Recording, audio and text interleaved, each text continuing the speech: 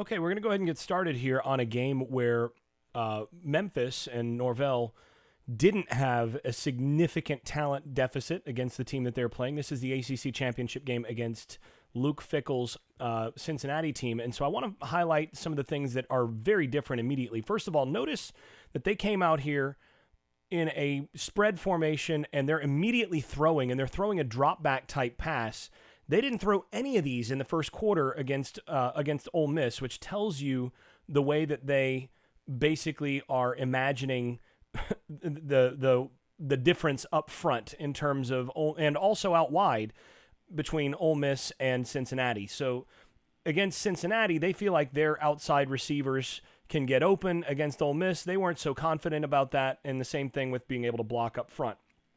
This, though, is a good example of how Norvell actually uses uses hots and so on quite a bit. And one of the things that he does a lot of is you're going to see a lot of stuff to the boundary. This wide receiver to the boundary in Norvell's offense has a lot of little reads and a lot of little things that, especially, they know that teams tend to blitz from the boundary, so they're going to have, some built-in hots like this on everything.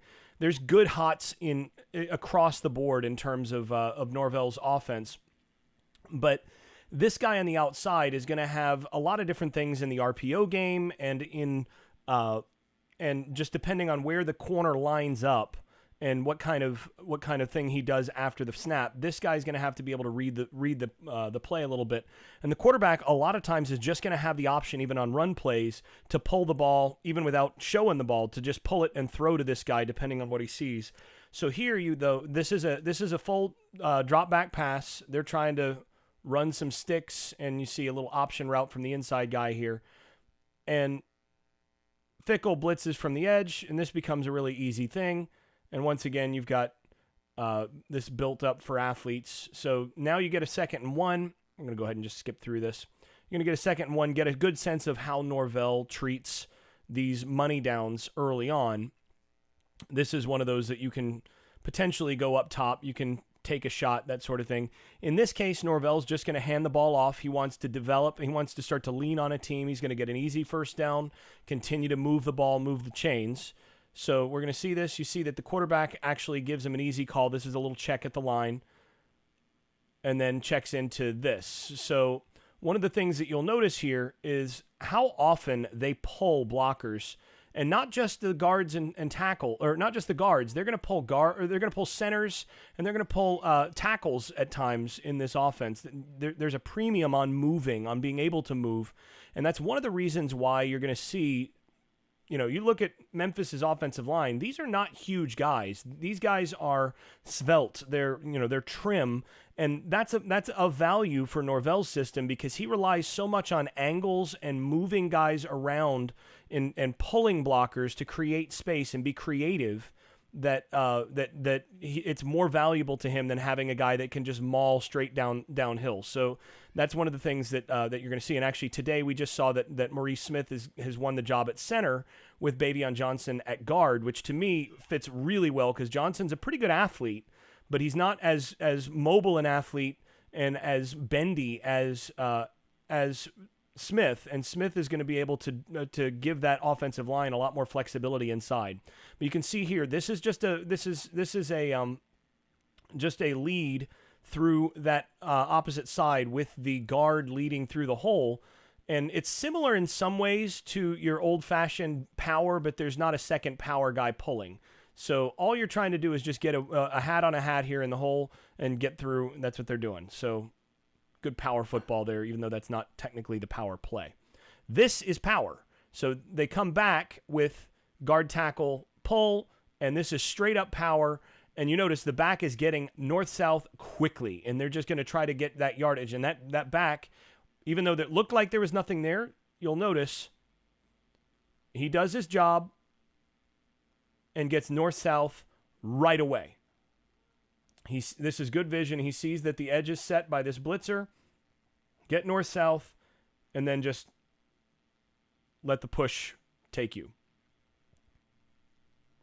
But you notice they're running the football here a lot more than they did against Ole Miss. I mean, Ole Miss, they hardly ran it at all in the first quarter.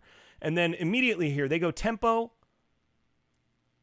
So now they're going to cause some confusion, and this is something that Norvell loves to do. He's going to quickly vary the tempo. So this is different. The defense is now into a nice rhythm in terms of how fast you're getting plays off. Now you go tempo. Now you adjust something, give him something to think about, and this is an easy decision here because this guy's still in the box. Here's the guy that you're going to read as the quarterback here. You've got 4 down, 5, 6. So you got 6 here in the box. You have 4 out here and 3 over 4. So now this just becomes a throw to the outside, and this becomes an ISO play, essentially a lead play for the back since he's not out there. Now, if he steps out and gets close to out here, now you just run the quarterback draw, and the quarterback has a chance to get some yardage. And there you go. And that's why you throw that, because if he's all the way in here, this player can't get there quick enough, and now you got a quick guy. You got your back with the ball in open space.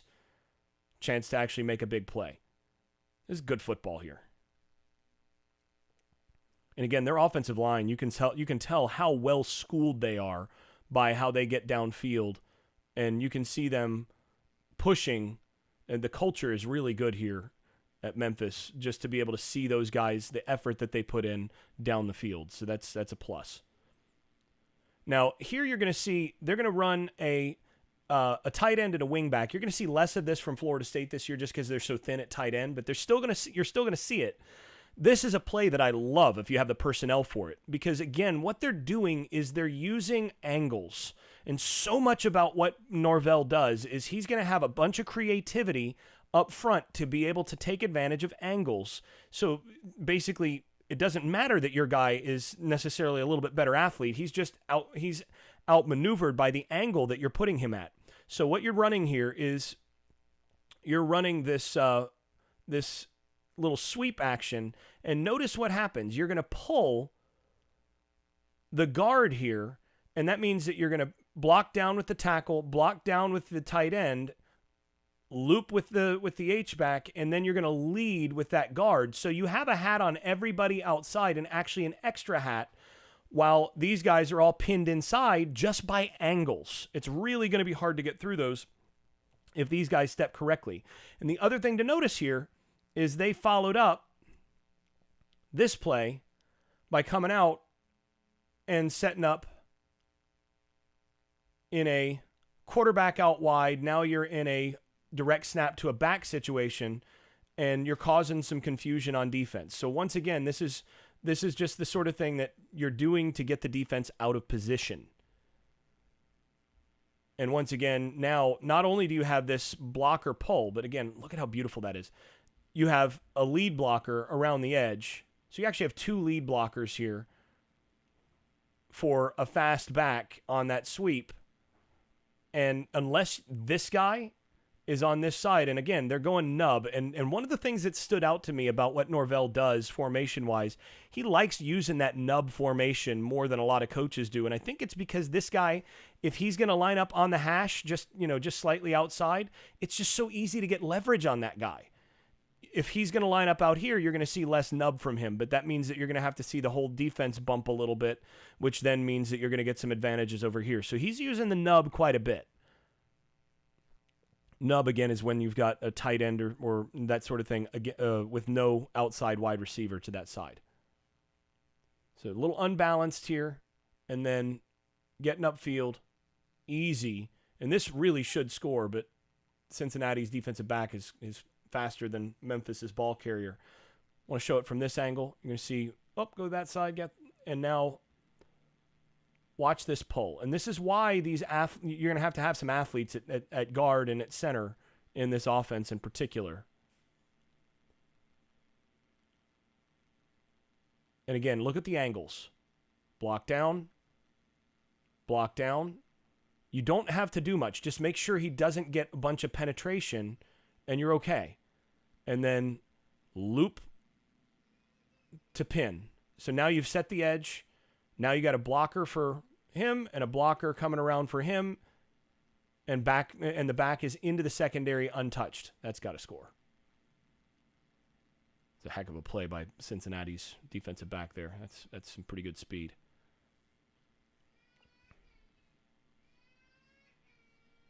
All right. Now down into the down inside the 10-yard line, down to the 7, and once again they break, and the quarterback goes in motion, and you're going to run the same play. And Norvell will do this some. He gets a play that he likes against the personnel that he likes. He'll go a little fast and then run the same play again. There's a little Briles in him there. Briles did that a lot last year, and you'll see that. This time they did a better job in terms of being prepared for this, and actually there's a bust here. Because he's playing outside the tight end here, the H really needs to take him. The tight end's got to come up. H should have taken him instead of arcing.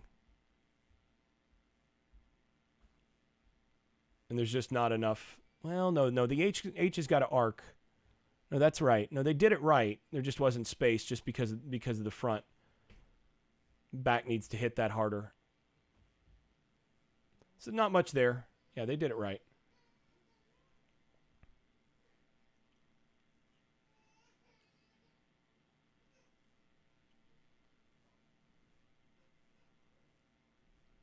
And again, this is reminiscent of a lot of the stuff Steve Adazio does. You line up, 7 guys across, but the extra 2 are on this side, and it's just causing problems for the defense that you might get them out and gapped a little bit.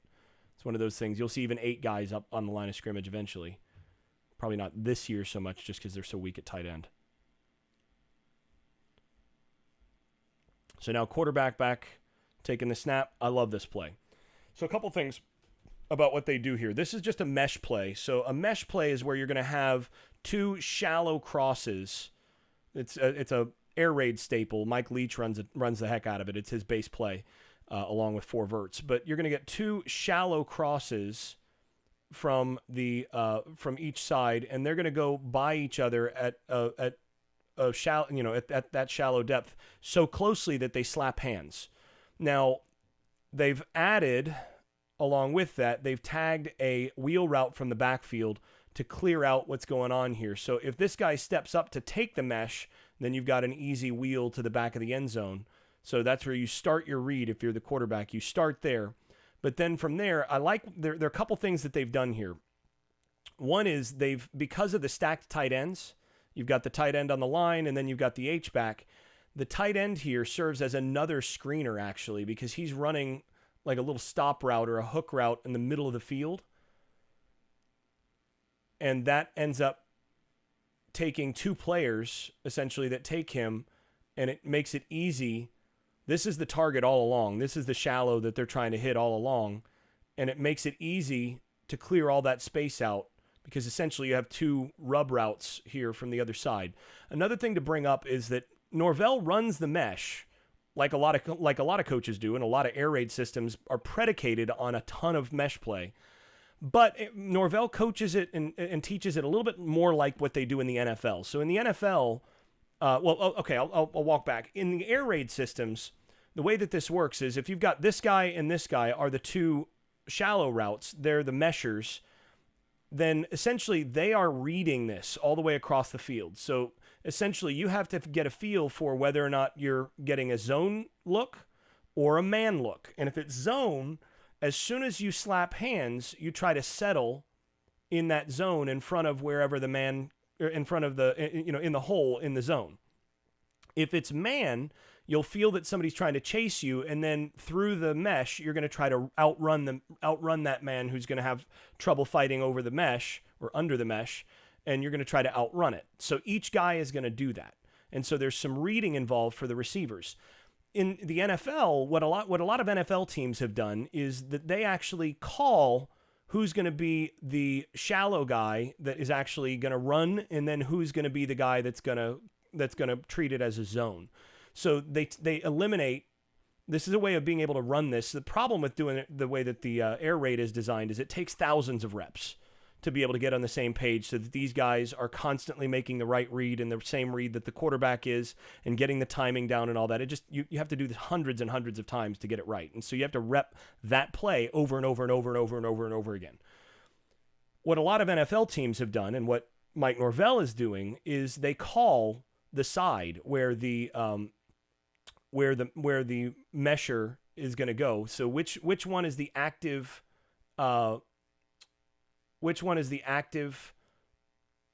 shallow and which one is the I don't want to say screener because that implies that it's actually nothing but a pick, which, I mean, his job is to ultimately make space for this guy. But essentially you have the guy that is going to be stopping like it's zone and curling up, and then you have the guy that runs through it. And those are called roles, and it can change. I mean, they'll do it with each formation. It'll totally change depending on who they call. They can call it to anybody. But in this case, you can see that this guy is the screener and that guy is the full shallow. And so they're aiming to get the ball to that guy all along. But the quarterback can read this so that if he reads that these guys here are sitting on this, so he's going to check that side. He's going to see, is there anybody over there? If those guys take that away, he does still have this as a little dump off. So it works out well. And again, because you do that, because you take away the read, you're taking away all that feel part of it. You don't have to rep this over and over and over again. It's just another concept that you call, and you just let the guys know what their job is.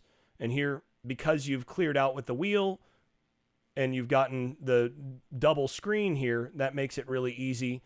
This is really nice in the red zone. A lot of coaches like the mesh in the red zone because it based on the concepts that a lot of teams use in the red zone, it's just hard to defend because you're going to end up chasing a lot. There's just not much. You're using the horizontal space that is there in the red zone as opposed to trying to stretch anything vertically, and it's a little tricky. You're going to have to pass things off in zone, and one guy misses just a little bit, and it gets tough. So that's an air raid favorite in the red zone. So this is an RPO, and this is beautiful. This is Clemson calls this concept the bear butt concept in terms of what you've got is basically a glance route from the top and a glance route from the bottom. And the quarterback is reading the adjuster here, reading the conflict player, and it's pretty easy here. So you got 3 down and your 3 backers, and then this is going to be your conflict player. He's going to be reading that guy, and he sees that this is man coverage when he sees the zone, or when he sees the guy take off, which is one of the reasons you put this guy in motion, is this tells you whether they're man or zone. When you see that guy chase, and this guy doesn't bump, you now know that they're in man coverage, which means that this guy's probably going to stay up. He's probably man-to-man here. So he's going to stay up. So the quarterback already has a good sense pre-snap of what's going to happen. But this is just an inside zone type lead play where it's designed to give right here, right off the butt of the center and work right upfield. But the guy that you can't block on this front is right there. So if he's in that gap, then he's going to make the tackle and probably for no gain or a loss. But what you've got the quarterback doing is he's checking where he is. If he doesn't sink, quarterback pulls this and throws the little glancer out behind it. And given the leverage of the corner, that's a really hard play. You just don't have much to do there. And keep in mind, with Florida State, this is going to be Tamorrion Terry. Or this is going to be, Pokey Wilson, or this is going to be, this is going to be Jordan Young or Warren Thompson. That's who you're going to see here. One of those receivers, and all those guys are big and can run. And you're going to see some big plays out of this because you see how much space there is. That's an easy throw for the quarterback. And Florida State, you get Tamorrion Terry the ball in that play. You give him the ball with this space, and that goes yard. That's going to the barn right there. Memphis doesn't have quite the speed on the outside that Florida State does in this. Now, got a fumble there. It actually wasn't a fumble. Ground caused it. But you can see he's reading this guy. Watch him. And right over the top, that's an easy throw. About half the audience could probably make that throw. My wife could make that throw. Believe it. And he's down. So after review, they come back and, they've had a little time to check what they want to do. So now they come back with this.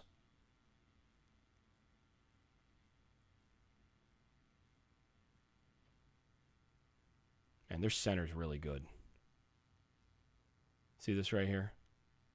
That's beautiful. So it's another RPO here. And once again, they're reading the box. This is your 3-3, and that guy is the player that you're checking. You got 2/2 out wide here. And that's the player that the quarterback is reading. As he steps up, and the quarterback could have handed that off. In fact, I probably would have coached the quarterback to hand that ball off. The quarterback has a triple option here. And really, this is not so much designed for the quarterback to run as it is for this guy to get the ball on what's essentially the pitch on the old-fashioned triple option. I'd like to see him hand it off here. I actually think that this guy is outside the box enough that you like that to hit there. But you see an example of what's going on here. This is an old Rich Rod concept where you add the bubble and then the quarterback stand behind the line of scrimmage and throw that screen look on the outside to that. That's an old Rich Rod concept. Saw Arizona do that as their base scheme for a while. I love that from the center. Look at that. That's beautiful. Good play by the corner.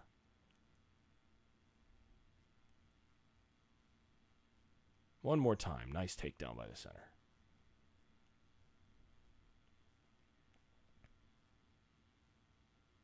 Yeah, that's what happens when you get beat up on the last play. No coincidence that he jumps off that offside that time. Now he's been beat twice.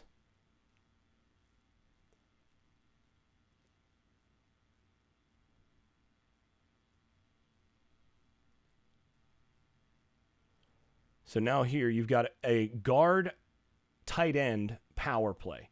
So you're going to double team the nose through to the backer. Tackle works down. Guard works up through the hole. And the tight end busts here. The tight end should have had this kick out. He didn't expect to see the blitzer here. If the tight end gets this kick out right here, that play might score. That's really well blocked. Let's take a look at this. So you're going to have double team, put him on skates, run in your track. Just neutralize here, let him go where he's going to go. Ideally, if you can wash him inside, the better. And then you're going to have a pull. Now, if he's got the bubble over him, so if he's inside, then he's going to block and he's going to pull. You're going to get the pull from the guy with the bubble over top of him. No defensive lineman over top of him. He's a puller. And then he's a puller. And he's going to come up through. He should have the kick out. If he gets this kick out right here, he's just looking for him back here. If he gets this kick out right there, look at that open up. He just missed his block. He's still looking for his guy. If he doesn't miss that, that walks in. That's a touchdown. You can see it from this angle. Make the block right there.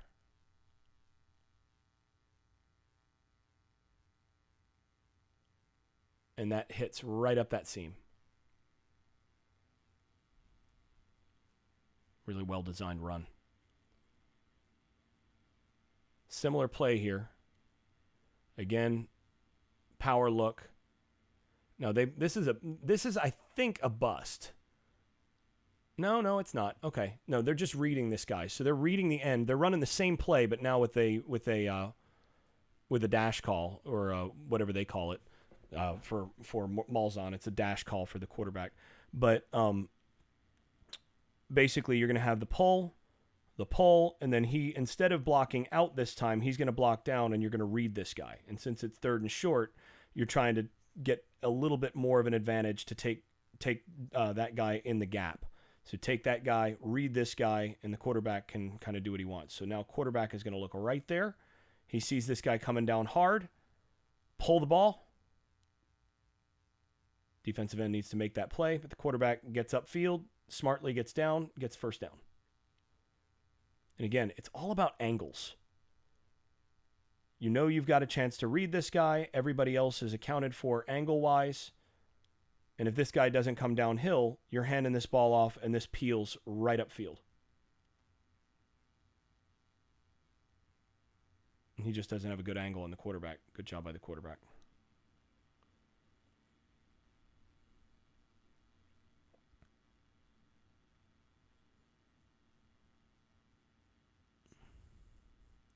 Once again, note the pull. Same play. Once again, you're getting the guard, tight end, pull. This time the tackle gets pushed into the tight end, so it kind of throws it off a little bit. Computer's struggling a little bit here. I'm not sure why. Tackle gets pushed back a little bit, but they're running the same thing, and you can tell that they really found something they like here, and they're trying to go back to that. Like, look, if we can just get it to hit the way that we did before, they're running the same front. If we can get it to hit just like we did before, that's going to score. And there's just something that's busting. One guy is kind of getting it screwed up each time, and it's not the same guy each time, which is really frustrating.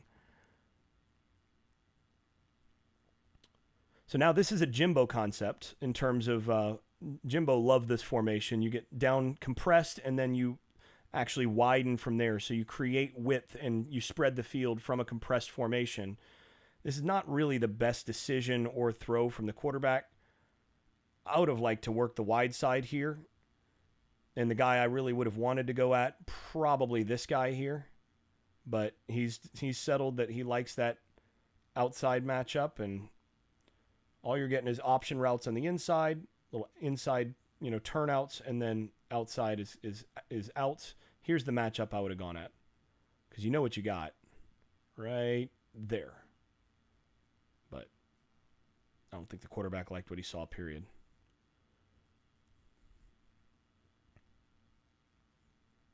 Trips to the field. Quite a bit of formation variation.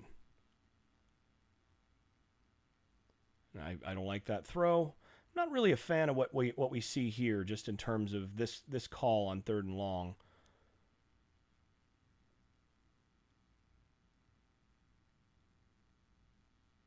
A little stumble from the receiver, but the guy that you really want to hit here, yeah, there's really nothing open for the quarterback. There's nothing comfortable. So, quarterback's just getting rid of that. But if I'm seeing this, I don't like him throwing there with that way. I would want him to throw that out of the end zone.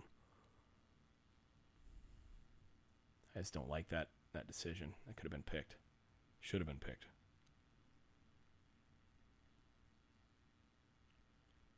I'm not impressed by Brady Scott as a quarterback. I'm very impressed by their scheme. They make him look good, but now this is a play I want to highlight just a little bit. So they're in the two back formation here. What we'll typically call ponies, just because that's what it's usually been called at Florida State. It's just a little sweep here. But I want you to pay attention to how much they're moving on the outside. It's a little signal to the receivers there. Look at this movement from the offensive line.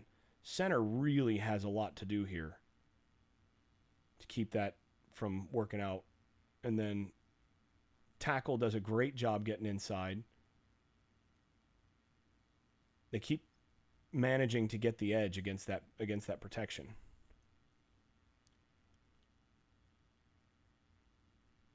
And you'll notice they are running the football on this team. This is very different from what you saw against Ole Miss. This is a team where they feel they can block them up front, so they are establishing the run, and they are working from that. I want to see the other angle of this. Watch the double team here. They do a really good job. You can just see how well coached and how well schooled they are up front. Working step right guard gets there, center helps him get set up, and then center can turn the corner. Back ends up cutting back beforehand, getting a gain. That's good zone blocking right there. Rick Trickett would be happy. Trickett might have liked a little better from the right tackle, but that's one of Trickett's plays. He loves that play. So we got another sweep here. Once again, they see something that they feel like they've got, and they go back to it. This time, since he's over prepared for it, so cut it back, and they've got the angles on the backside. It's just a good play by the ball carrier. Not much to study there. So this is one where they get down into inside the 50, and this is where you're going to see Norvell start to take a lot of shots. He's got a chance to take some shots here, and this is a nice look here. Not much to get here, but he feels like he's got a one-on-one that his guy can win. This is not very good by the receiver, honestly. And he actually could have probably gone to the dig on the other side, but he feels like his guy's going to win it, and he's just wrong. Let's move on.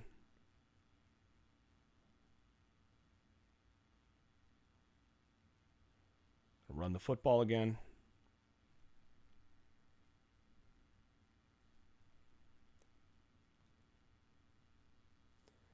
Why is the computer having so much trouble here? I'm a little puzzled, to be honest. It's been struggling.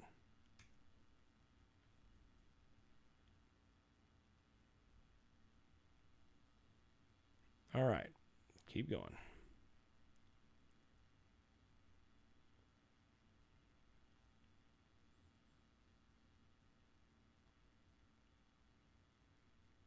So this is a little almost Statue of Liberty type play. It's a little counter designed to look like a sprint out, and you can see it affects both backers on this side and then one of the defensive linemen there. And man, does it come close to hitting. You get this block from the backside tackle, and that hits. They just don't quite get it. Nice, really nice effort play by the defense there, because they, scheme-wise, they got beat.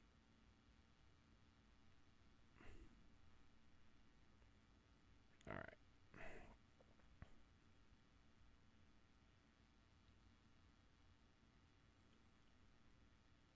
Couple plays on this in these next couple drives I'm trying to get to, so I'm just going to go ahead and work my way to those. Not a whole lot here. This is just a downfield pass on third down, and they just don't have anything, so.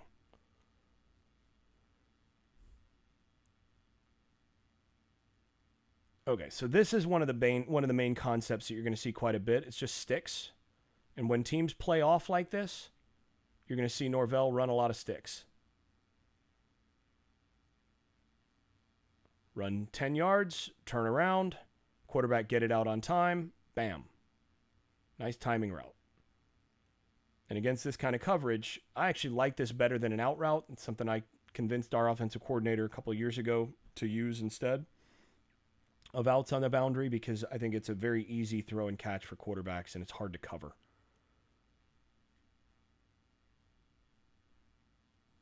For a receiver, you're not catching it going out of bounds. It's just a lot easier.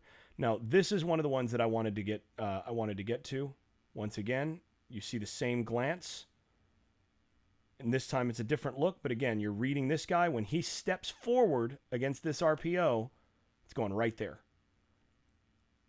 It's just a really easy read for the quarterback. If he's coming forward, throw it over his head. If he hangs back at all, hand it off. If it's muddy, you hand it off.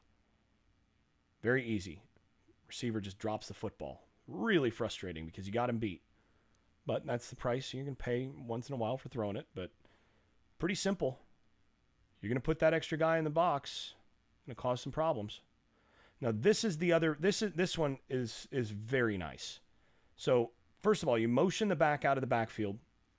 And now you're going to run four verts, which is what you really love to run. Norvell loves to run four verts. But it's four verts with a little stutter go on the outside. So there are a couple things that they're trying to do. They're trying to get the attention of this guy. If they can get him to break down his feet, then against a cover 3 look, which is what this is, and they're trying to play this guy in the middle of the field, right here, this is going to be really hard for the safety to get under or to get over top. And what you're trying to do if you're playing cover 3 against four verts is that this guy has to split the difference between these two verticals and stay over the top so that you can't throw this ball. You're also trying to collision this guy enough that he can't get free. Well, by running the little stutter, they occupy him, and then he's able to avoid the collision enough, and the quarterback throws that, and that is a dime. That is a great throw. And man, Memphis plays some confident football at times. You can see how much they believe in what they're doing. It's really, really good football there. Nice job by the receiver. Not a whole lot of speed there, but again, that's a tough concept to cover at a cover 3.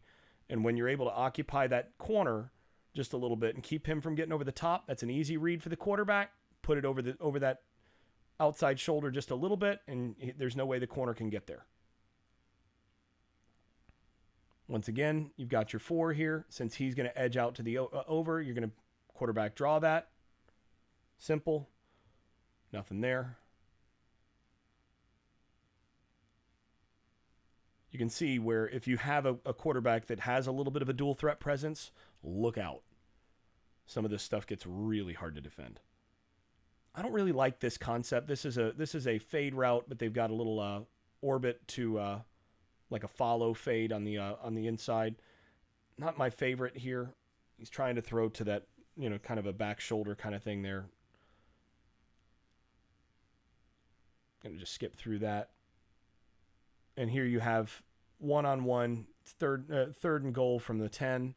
And this is what you're going to see Florida State hang their hat on a bunch this year. You're going to see Tamorian Terry and that bunch, Warren Thompson, getting back shoulder fades all year when you get down into the 10 area. They're not going to waste time trying to sneak around doing stuff. It's just our guy's better than your guy on the outside. And Norvell's very happy to just simplify the game that way.